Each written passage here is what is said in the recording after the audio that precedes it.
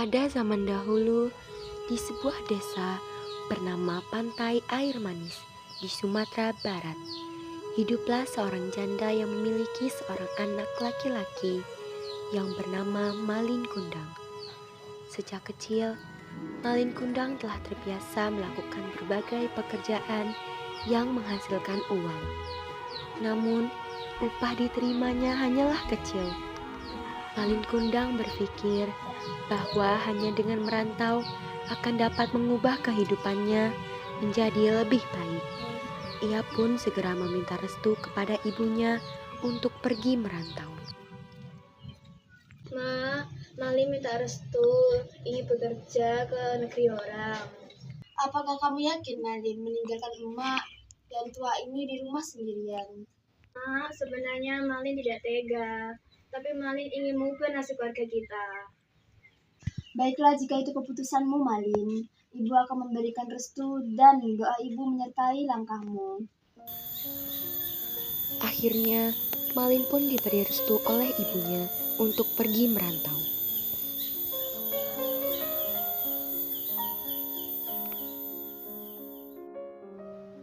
Di tempat ia merantau, Malin mengagumi seorang gadis cantik yang bernama Dinda. Dinda adalah anak dari seorang saudagar yang kaya raya. Dan ternyata Dinda juga menyimpan rasa kepada Malin. Singkat cerita, akhirnya mereka berdua pun menikah.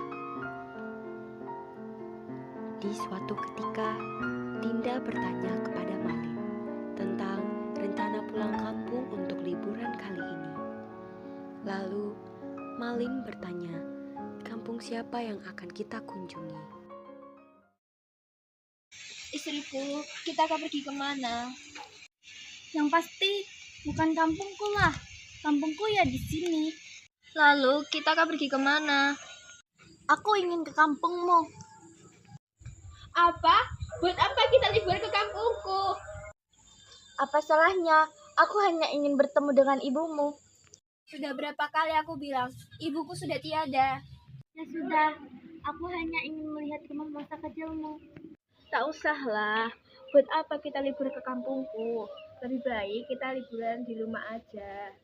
Pokoknya, aku hanya ingin keliling Nusantara. Yang pertama kali kukunjungi adalah kampung halamanmu. Setelah bertengkar cukup lama, akhirnya Malin pun menyetujui permintaan istrinya.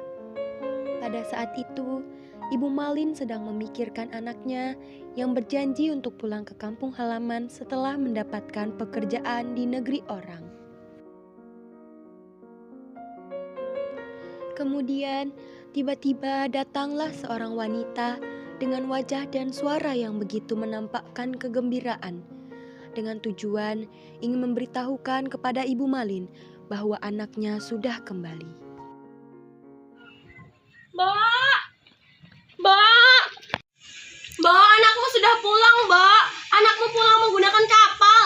Dia sudah sukses, Mbak. Apakah kamu benar? Kamu tidak berbohong. Benar, Mbak. Aku tidak berbohong. Ayo cepat kita ke sana.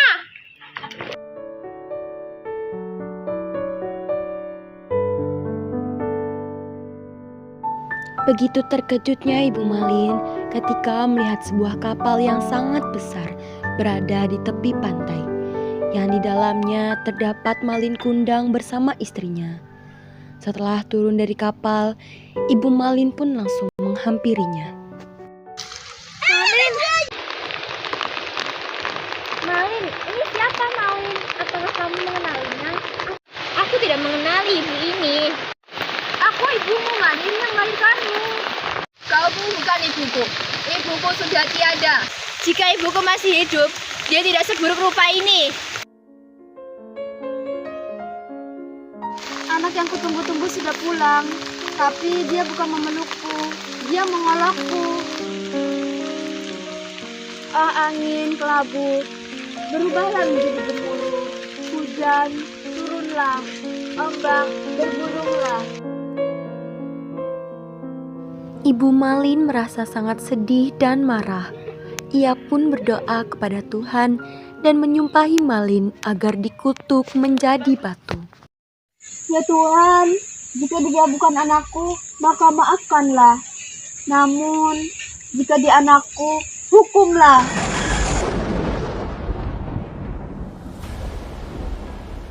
Tidak lama kemudian, cuaca di tengah laut yang cerah mendadak berubah menjadi gelap. Entah bagaimana awalnya. Tiba-tiba, datanglah badai besar menghantam kapal Malin Kundang. Seketika, kapal itu hancur berkeping-keping, kemudian terhempas ombak hingga ke pantai.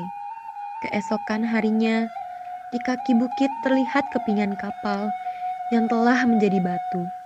Itulah kapal Malin Kundang. Tak jauh dari tempat itu, nampaklah sebuah batu yang menyerupai tubuh manusia.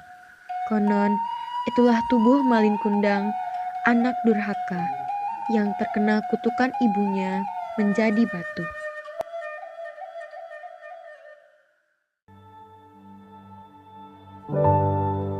Moral cerita ini menyoroti situasi etis yang dihadapi tokoh-tokoh dalam cerita, yang memiliki batasan yang jelas antara benar dan salah. Cerita moral menggambarkan dilema etika dan konsekuensi dari memilih satu tindakan daripada tindakan lainnya. Masalah moral ini biasanya universal dan relevan di berbagai budaya. Pentingnya berbakti dan menghormati orang tua, serta konsekuensi dari kesombongan dan lupa diri, yang mengajarkan bahwa kesuksesan tidak boleh mengorbankan hubungan keluarga dan asal-usul, serta bahwa doa orang tua sangat mustajab dan setiap perbuatan memiliki konsekuensinya.